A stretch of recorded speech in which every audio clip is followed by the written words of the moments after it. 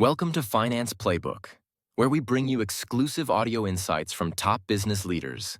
Grab your notebooks and get ready to learn. Today, what I want to do is I want to show you how to get up on top of your financial house. I want you to get up on top of your financial house and be standing up there. It's going to take you a few years. It's not going to be quick. If you're looking for get rich quick, you're in the wrong room. And how do you get up on top of the house? In Tennessee, if we want to get up on top of the house, we use this thing called a ladder. And ladders have steps. And they have rules about the steps. If you get up the ladder and it starts moving, if you're over 16, you come back down and you steady the ladder and you do it again. You repeat the steps. But you take the steps slow and gradual. You don't skip steps, because otherwise you'll be hanging upside down with your leg broke. Your neighbor will be laughing at you. No step skipping. Be willing to come back down to solid ground and repeat the process. These are the rules of using a ladder. Around our place, we call these ladders, these steps, baby steps. And you don't do baby step 4 until you've done baby step 1. There's a process here. And there's a reason, because you have to lay a solid foundation. If you're going to build a house, you don't bring the trim carpenter in and start tacking up the crown mold if you hadn't done the drywall and built the house on top of the foundation. You start with the foundation and you build up from there. Baby step 1. We're going to start with, before we do anything else, $1,000 baby starter emergency fund. It's only $1,000, and I want you to get $1,000 as fast as you possibly can to start that.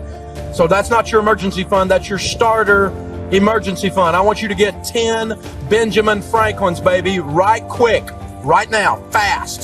This is the easiest baby step because it's only $1,000. And it's the one you'll do the fastest in most cases. This is the hardest baby step, because this is the point you decide, am I really going to change my life? Am I really going to buy into this stuff? Am I really going to do something that other people are doing? Am I really going to engage this process? Or am I going to keep doing it, slopping it up the way I've been doing it? I'm going to get serious. I'm going to get focused. This thing is going to change. Because, here's the problem. We don't like change. Human beings don't like change. We tend to do the same thing over and over and over again. Some people work in a job that they've been with 15 years and they hate every day of it, and the only reason they don't change is because they don't like change. Even if we're doing things and they're not working for us, we defend it. We protect and fight for our right to be stupid. We get stuck in our stuff, don't we? We're like a toddler sitting in a poopy diaper. Yeah, I know it smells bad, but it's warm and it's mine. We don't like change. Let me tell you, if you're going to win in this life, you have to learn to embrace change, because the only thing that never changes is we're going to change. Change is a way of life.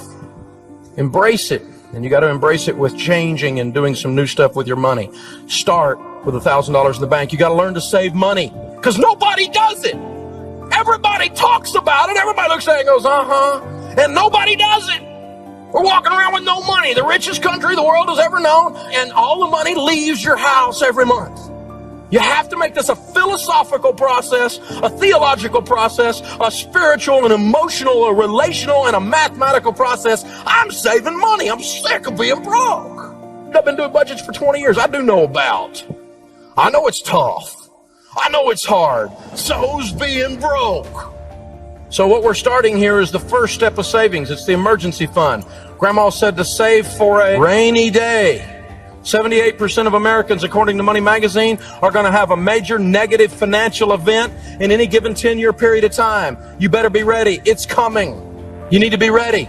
You need to save money for emergencies. You're an emergency looking for a place to happen. If you hadn't been kicked in the knee to the tune of $5,000 to $7,000 in the last 3 or 4 years, you're overdue duck. Statistically, it's coming. Get ready. You need to build your emergency fund. Dave, you need to be positive. I'm positive. It's going to rain. Get you an emergency fund. That's how this stuff works. This $1,000, you don't even have to put this in the bank. You could just do like one lady did. She went down to Walmart and bought a 8x10 picture frame and put it in there and framed it and wrote under this, in case of emergency, break glass. You don't want to keep it in the underwear drawer, because the pizza man will get it. You got to keep it where you can't get to it too easy, but where you can get to it if you need it. Get that $1,000 set aside. Get that minimum baby step, that beginner starter emergency fund ready to go. Personal finance is 80% behavior. It's only 20% head knowledge. You've got to change what you're doing in order to get a different result. You can't keep doing the same thing over and over again and expect a different result. The 12-steppers call that the definition of insanity. Baby step 2, the debt snowball. Pay off all of your debt using the debt snowball except your home.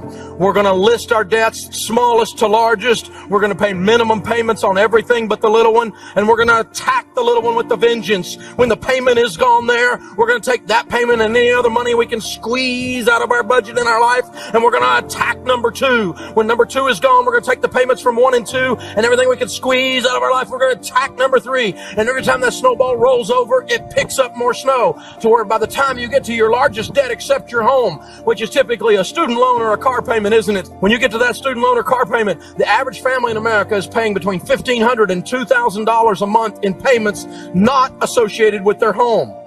Non-mortgage payments. When you start paying $1,500 or $2,000 a month on a $10,000 car loan or a student loan, that sucker's gone in just a few months. You getting the idea? We pay this off smallest to largest. Well, Dave, would it not be mathematically proper to pay off the highest interest rate first? Yes, it would. If we were doing math, we wouldn't have credit card debt. This is about behavior modification. When you go on a diet, it's a good idea to lose weight the first week. That way you will keep doing it, because it's too much work to not eat and to exercise. It makes you grouchy. It does me anyway. Oh, you too. I see. Okay. So, the deal is this. I got to see some results for my pain. You with me? And when I can knock off that little one and knock off that next one and knock off that next one, I'm getting that pump up thing going. I'm going, this is doable. My belief kicks in. My faith is built. My hope grows, and I get more and more and more and more intense as I go down the thing. That intensity, that focus causes this to happen. And I noticed that intensity and that focus in the intimacy of talk radio. As people are calling in, I got to where after years of doing this, I can kind of tell if they're going to be able to do it. I can hear it in their voice. I can hear it in the cadence of their speech and the words that they're using. I can discern what's happening. Not every time, but I started noticing that I can tell that one's going to make it and that one's not. Because they'll call up and they'll go like, Dave, I'm getting out of that. It's not that extreme, but sometimes it is.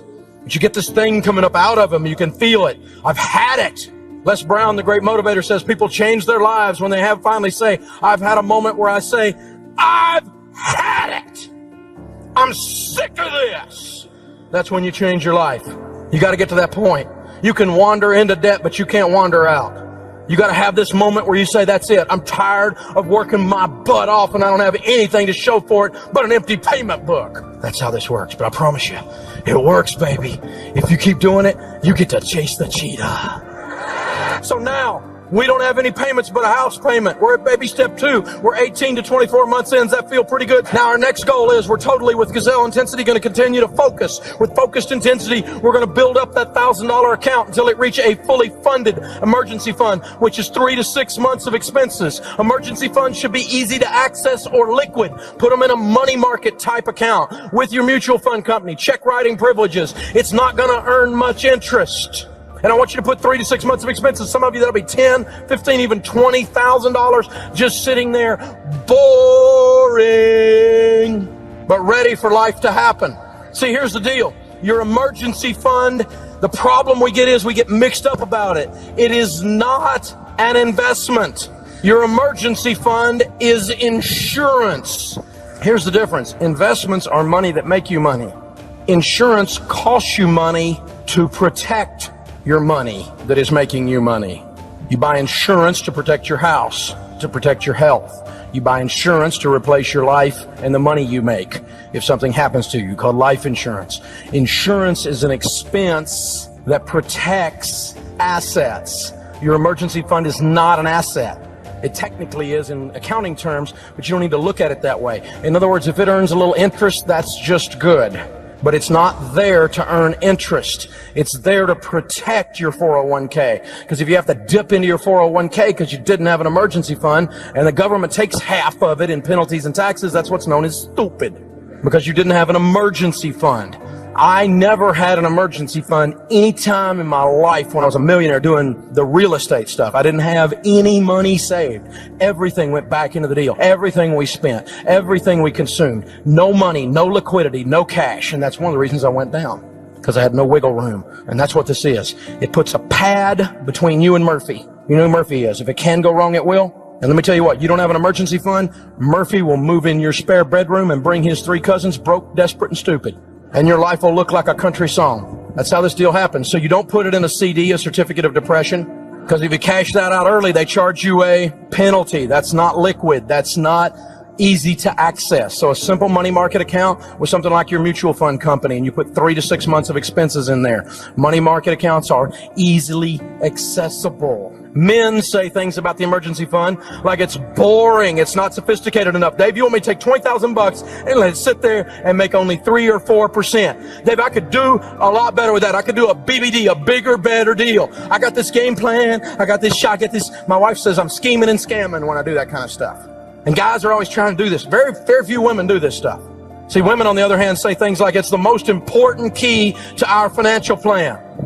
Guys, if you want to make one of the best investments you'll ever make in your life, she's wired by God naturally to be smarter than you on this subject. Her nature takes her to the place to be calm and secure in this area. This emergency fund causes her to relax in a place you don't even have.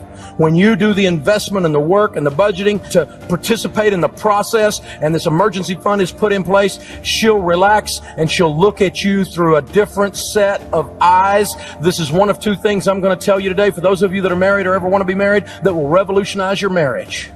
Because she will feel completely different at that point. Not because she's weaker, because on money things a lot of times ladies are actually stronger, but because on this subject that's how she's wired. And she'll look at you in a different way when that emergency fund's in place. It's an investment in your marriage. An emergency fund turns a crisis into an inconvenience. If your transmission goes out and it's $2,700 to fix it and you have $15,000, you go, dadgum, the transmission went out. That's a pain. Transmission goes out and you are broke, you go, oh God, the world's coming to an end! It changes your whole life. The drama starts to leave your life when you have this emergency fund stuff in place. It is absolutely powerful. That is baby step 3. And now the baby steps take a different flavor. 4, 5, and 6 we're going to do at the same time. And so we're going to limit our investing here in 4 to only 15% because I want to work on the other 2 baby steps at the same time. Instead of going 22% or 28% in savings, only 15%. Invested into Roth IRAs and 401ks, this is a mathematical explosion. That stuff we talked about where there's interest on the interest on the interest. Now you got a different kind of snowball rolling. It's rolling down the hill and you're chasing it instead of it chasing you. Now you get to see wealth start to build. Your money starts to make you money. This is a plan right here. $100 a month invested from age 25 to age 65 at 12% in a decent growth stock mutual fund is $1,176,000. I just gave you a formula to be a millionaire. Straight up, 30 to 70 is the same numbers. 35 to 75 is the same numbers. $100 a month, that's pizza money in some of your houses. It's your cable bill. You know what I'm saying? You know, you consume $100 in lattes. Ooh, now he's getting personal. And they're having like a withdrawal back there. Caffeine thing happening. $100, $100, and you're a millionaire every single month. Roth IRAs and 401ks are secret government formulas to wealth. Now you don't have any payments, but a house payment. Now you can find $500. Let's do the numbers. The average household income is $40,816. That's $3,333 a month. That's what it is. Your take-home pay is about $2,700. Average family making 40's got a house payment of about $700. $2,700 take-home minus a house payment of $700 leaves $2,000. You got $2,000 to eat, pay lights. Oh, I don't have any debt payments. Maybe I could save $500 out of the $2,000. Could I say yes? And then you might end up with some money in the process. This is real. I didn't just make this up today. We've done this for a long time, and it works. And see, here's what's interesting about those numbers. The Roth IRA grows tax-free. Because it doesn't happen very often. This is Washington, and they're a freaking parasite. So tax-free is a good idea. It's very unusual. Now let's think about it. $6,000 a year for 40 years. What's 6 times 4? 24. That's $240,000 that went in. This is interesting. $240,000 went in, and it grew $5.8 million. So out of $5,800,000, $5,600,000 of it you didn't put in. Wow, it's all growth. The whole thing is growth. It's the snowball adding snow.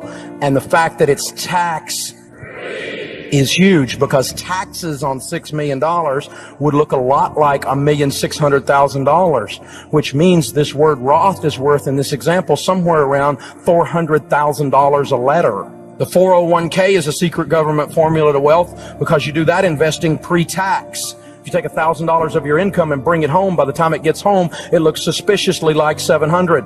But if you put it in pre-tax, the whole $700 plus your $300 you would have given to Congress goes in. Why is that important? Because $240,000 turns into $5.8 million. So we want as many of these government dollars as we can gather up that would have gone to them earlier. We use them. They do a lot of heavy lifting. So every one of them are multiplied bazillions of times over. So every dollar I can keep in my hand to grow money with pre-tax investing is genius. But the trick is you need to start right now. Ben and Arthur illustrate that fact for us. Ben invests starting at age 19. He invests $2,000 a year in a good growth stock mutual fund all the way up until age 26. Ben puts in $16,000 for 8 years, $2,000 a year. That's $16,000. At age 27, he quit investing. It's not a trick question. And the money grows and the money grows and the money grows. His brother Arthur wakes up and says, whoa, I've been dumb. I need to catch up.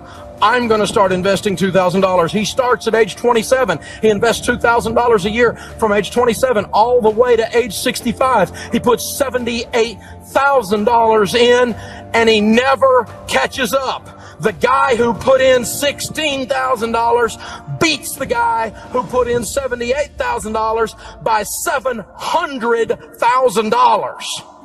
Some of you are going, that's a real neat chart if I was 19.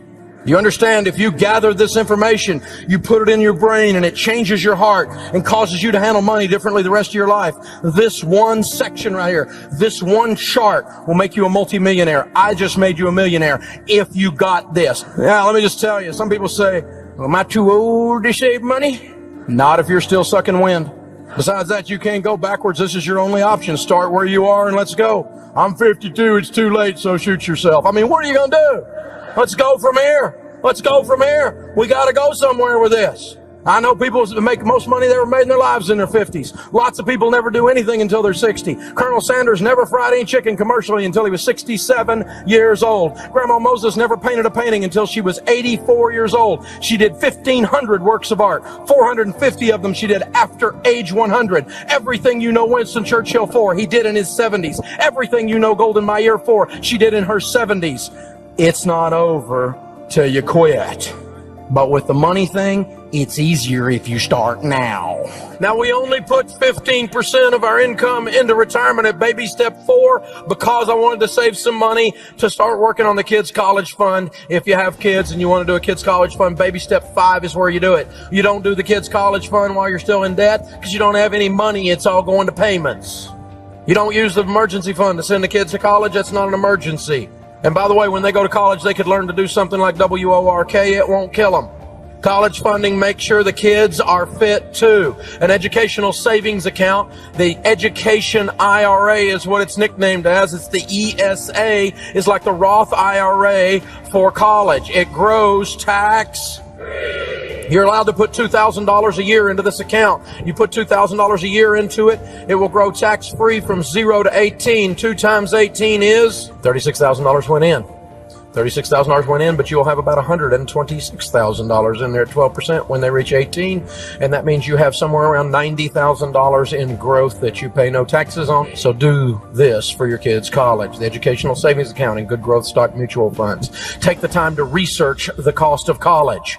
You need to think about that when they're little. You need to think about that as they get older. Some of you have kids that are 13, 14 years old right now. You haven't started saving for college, and so you're not going to have enough to pay cash for college. You're not going to have enough to pay cash for some big expensive private school unless you put them deeply in debt.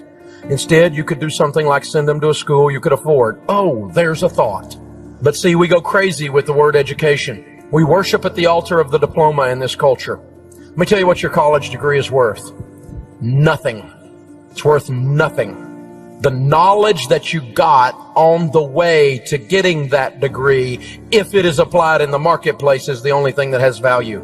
Knowledge is the currency of this millennium. Knowledge is important. Continual learning is important. It's not over when you leave college. You need to read and do some other things and continually get better, like you're doing in here today. Continual learning is the only way you're going to win. Teach your kids that. Think about what you're getting for what you're spending.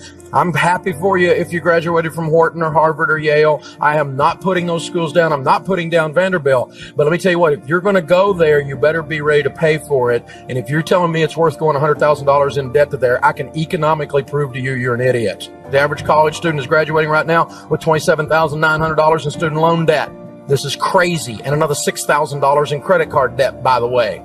First rule of college, pay cash. Now we're sailing. We've got the retirement going. We got the emergency fund in place. We're doing the kids' college into the educational savings account. Now every other dollar above that we get coming in, put it on the house. Pay off the house, pay off the house, pay off the house, pay off the house. Think about it. What could you do if you had no payments? I mean, if you just take a house payment, put that puppy into a mutual fund every month, you know how quick that's $1 million?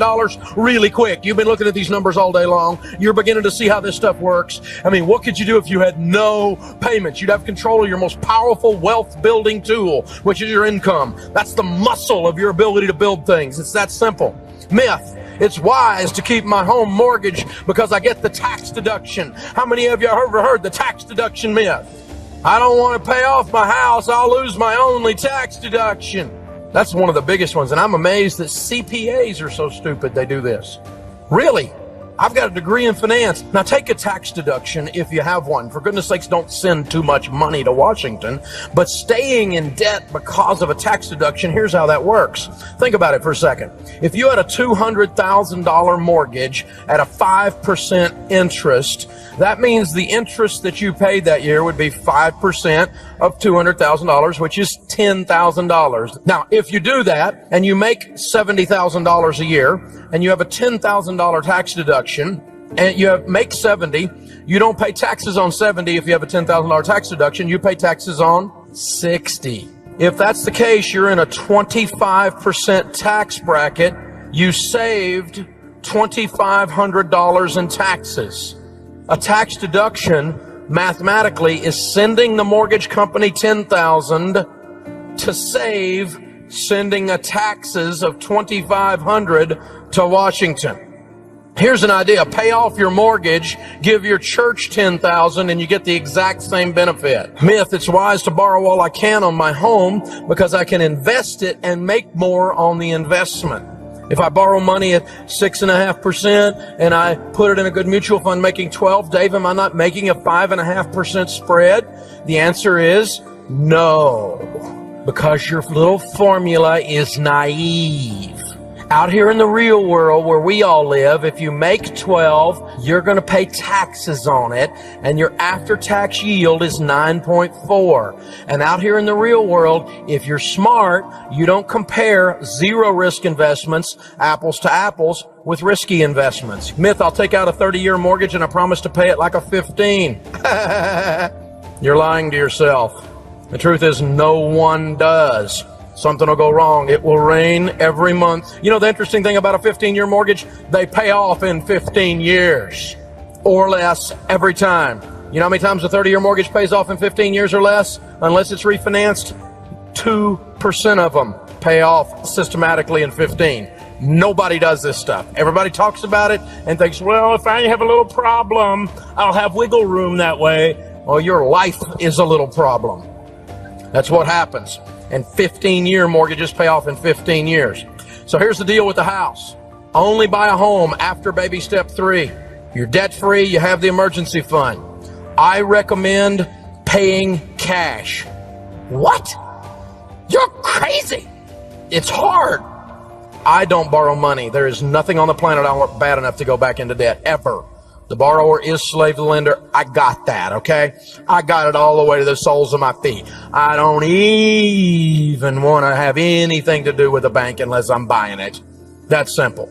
But if you're going to go get a house, never take out more than a 15-year mortgage, and never take out more than a 15-year mortgage where your payment on a fixed rate is more than a fourth of your take-home pay. You're buying too much house. And if some rip-off loan shark, subprime, greedy banker is going to stick you with a prepayment penalty, with an adjustable rate mortgage, with an interest-only mortgage, with a balloon payment, with an above market interest rate, just because if I get a house, my life will be good, back off. You're not ready to buy yet.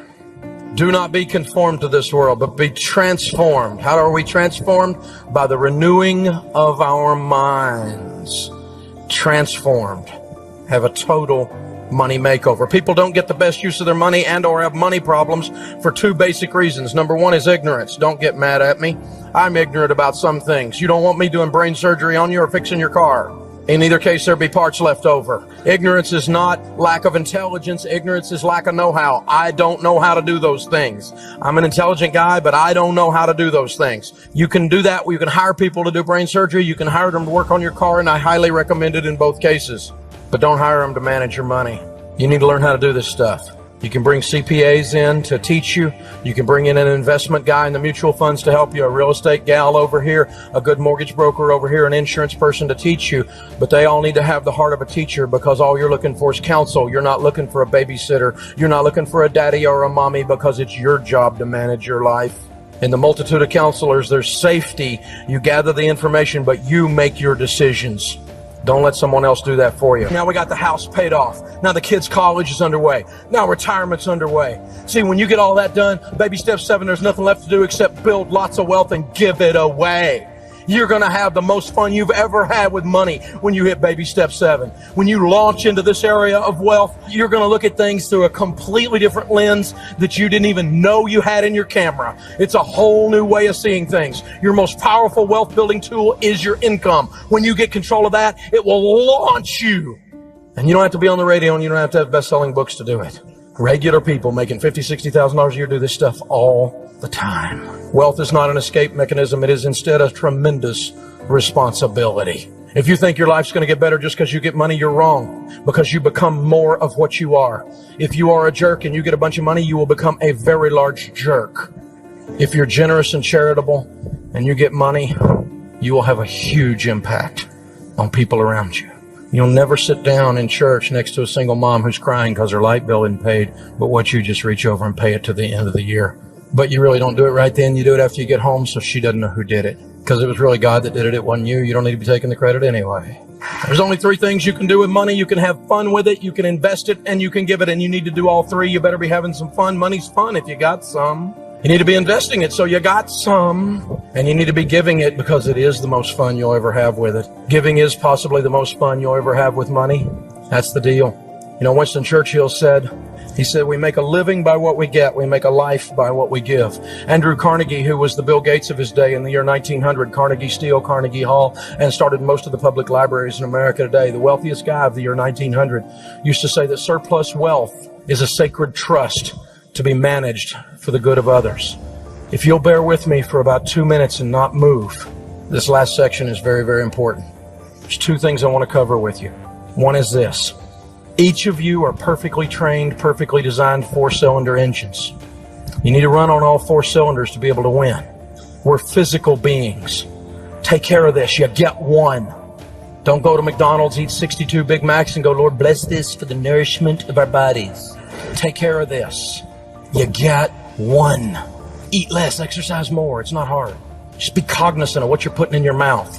People don't sneak in your bedroom in the middle of the night and stuff food down your mouth. It's you. You're the one doing it. I know, because I put the sign on my desk. It's the food stupid. I know, it's me. It's my job to take care of me. The second thing is, we're emotional beings. If you had something bad happen to you in your life, and most of us that are breathing have, you may need to sit down with your pastor or with a good counselor and unpack your baggage. Life's too short to go through it with the Samsonite. It's heavy. Well, Dave, I came from a dysfunctional family. We all did. They had people in them. I'm not poking fun at you. I'm just saying I know what it means to hurt, and it's okay to get some help when you're hurting. It's kind of dumb not to. The third thing is this. We're intellectual beings. Feed your mind. Read.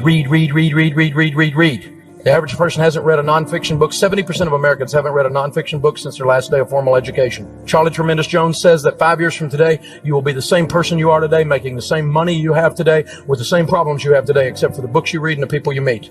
Now, you can be an intellectual. You can feed your intellect and grow. You can take care of your body, and you can take care of your emotions. But if you do those 3 out of 4, you are not running on 3/4 or 75% power. Until you plug in the fourth one, the other 3 don't work right. And when you plug it in, it takes you to more than 100% power. It takes you to 110% power. It kicks in the joy. It kicks in the celebration of life. It kicks in the passion of life. It increases your creativity. It changes everything about the other 3.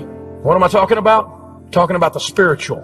This step-by-step baby steps program is steeped in common sense, biblical wisdom. It is an absolute process that is proven. Literally to date, millions with an S of Americans are somewhere in those baby steps. They're right now working this exact process. Millions and tens of millions, even hundreds of millions of dollars of debt has already been paid off. Whether this stuff works is not in question. The only question that remains this evening is what you're gonna do. Don't wake up 5 years from now and wish you changed your life. Go home this week and start. Do it right now. It's as you will it. Thank you, Dallas. You're awesome.